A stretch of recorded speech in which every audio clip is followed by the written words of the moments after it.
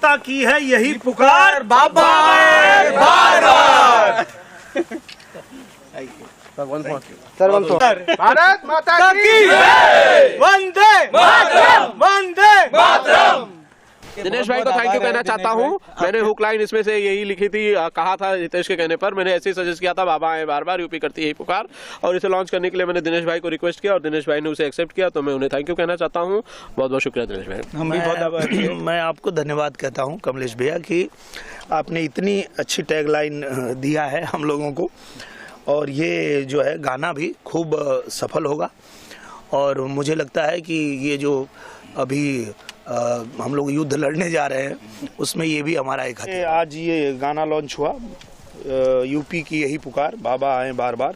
ये हमारे हितेश्वर भाई जो हैं इसको रैप किए हैं, और आनंद त्रिपाठी हमारे भैया इसको लिखे हैं, और प्राण पांडा जी जो हैं इसके डायरेक्टर हैं, और म्यूजिक किया है ध्रुव पटेल जी ने।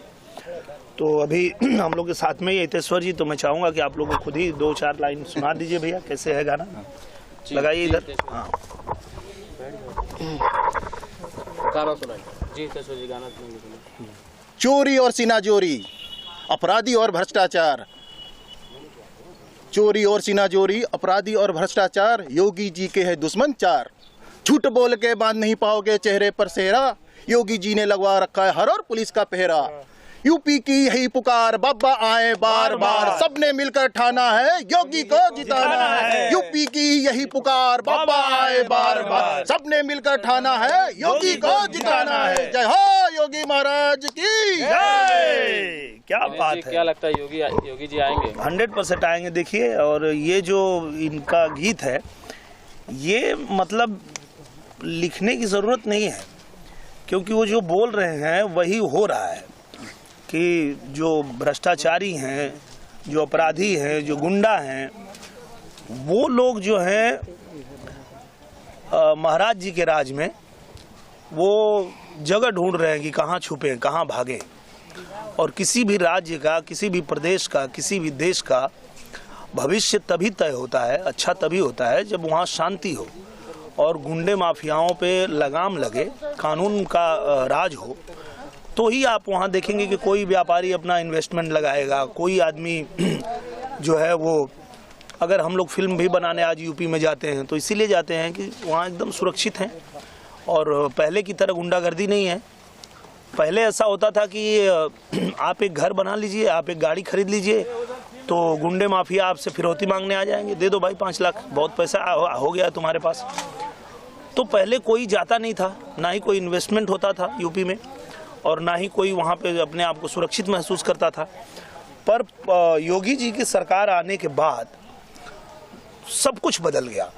0 टॉलरेंस उन्होंने रखा, और अगर कोई अपराधी है तो भैया या तो यूपी छोड़ दो या तो दुनिया छोड़ दो, सीधा उनका ये कहना था। तो ऐसे में अब जो है यूपी में तरक्की हो रही है, यूपी की जनता खुश है, और आप देखेंगे चाहे वहाँ हिंदू हो या मुसलमान हो, जैसा कि लोग बात करते हैं कि योगी जी सिर्फ हिंदुओं के लिए काम करते हैं, तो वो लोग गलत फहमी में हैं। जब वो जाएंगे तो उनको पता चलेगा कि वहाँ के मुसलमान भाई भी कितने खुश हैं कि 5 सालों में एक भी दंगा नहीं हुआ है। जब दंगा होता है तो सिर्फ हिंदू नहीं मरता है, मुसलमान भी मरता है, और दंगा में ये नहीं कोई देखता है कि मतलब भाई कौन किस जाति का है, कौन धर्म का है, कौन किस बिरादरी का है। तो जब शांति होती है तो सबका जीवन खुशहाल होता है। तो पूजनीय महाराज जी ने जो जिस तरह की सरकार चलाई, उसमें यूपी बहुत ही तरक्की कर रहा है, बहुत ही आगे बढ़ रहा है, और जनता बहुत खुशहाल है। और ये जनता की आवाज़ है कि जनता की यही पुकार, बाबा आए बार बार।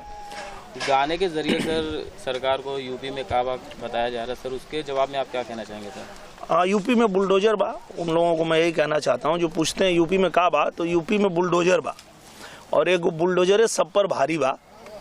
क्योंकि जितने लोग गुंडे माफिया थे और जो सरकारी ज़मीनों से ले करके और प्राइवेट प्रॉपर्टी पे कब्जा करके रखे थे, जो गरीब लोगों को सताते थे, लूटते थे, उन लोगों पे बाबा का बुलडोजर ऐसा चला है, ऐसा बुलडोजर चला है कि वो अब कहीं दिखते नहीं हैं, और अब वहाँ जनता का राज है, अब किसी गुंडे माफिया का राज नहीं है। सर जी, आज आपका एक गाना है जनता ने उमड़ के बोला, उसके बारे में क्या कहना चाहेंगे? हाँ, आज मेरे बड़े भैया मनोज तिवारी जी जो सांसद हैं दिल्ली से, उन्होंने गाना बनाया, बहुत ही शानदार गाना है, जनता ने उमड़ के बोला अब रंग ले बसंती चोला। और मुझे भी उसमें मौका दिया उन्होंने कि दिनेश तुम भी आ जाओ, हम लोग साथ में इसको गाते हैं।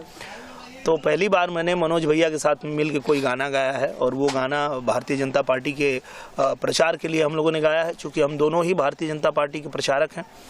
तो ये अब चुनाव जब आया है हमारे उत्तर प्रदेश में, तो हमने ये गाना गाया और आज उसको रिलीज किया गया है, लोगों को बहुत पसंद आ रहा है।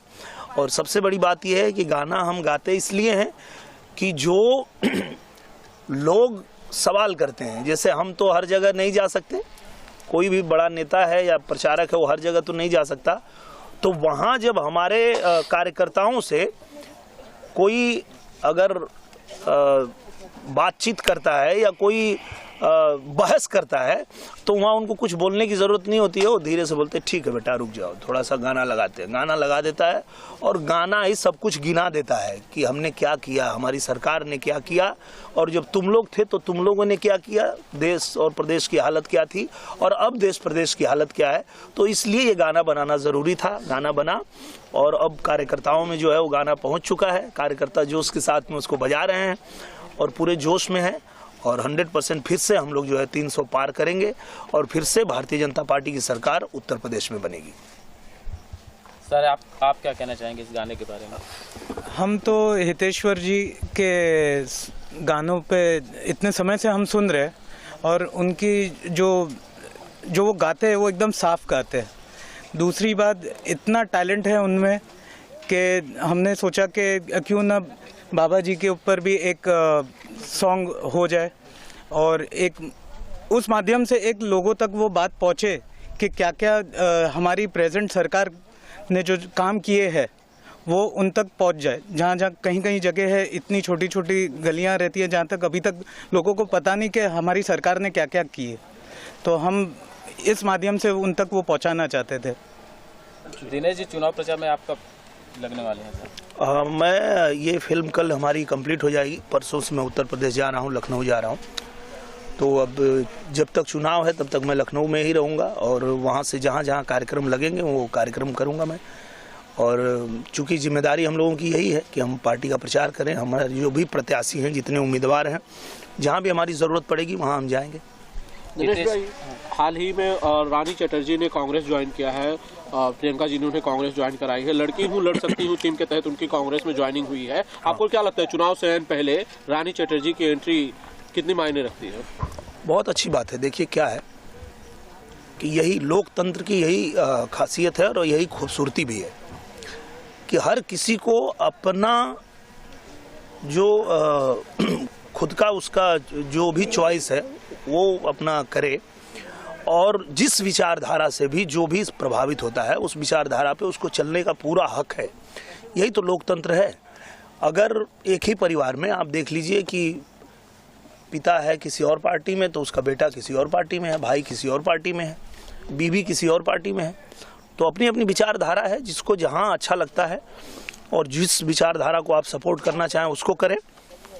हमें जो अच्छा लगता है उसको हम सपोर्ट करते हैं, आपको जो अच्छा लगता है आप उनको सपोर्ट करिए, हमें आपसे कोई दिक्कत नहीं है। हितेश्वर जी, दिनेश जी के लिए कुछ कहना चाहेंगे जो उनके हाथों से आपका गाना लॉन्च हुआ है? जी बिल्कुल, मुझे बहुत ही सौभाग्य की बात है, दिनेश भैया के थ्रू ये लॉन्चिंग हुआ है। एक सपना था और ये सपना पूरा हुआ है मेरे लिए। इनसे मिलना ही बहुत बड़ा सपना था, और ये भगवान जो करते हैं, जो समय बांध के रखते हैं, आज यहाँ पे इस जगह पे आप लोग के सामने ये सपना मेरा पूरा हुआ। और इनका जितना भी तारीफ करे वो कम है। ये तो धरोहर है भोजपुरी के, आन बान शान है भैया, और क्या बताऊँ, तो आप लोग भी पता है, दुनिया को पता है। मुंबई रफ्तार न्यूज़ की खबरें पसंद आने पर हमारे YouTube चैनल को सब्सक्राइब करें और लाइक करें।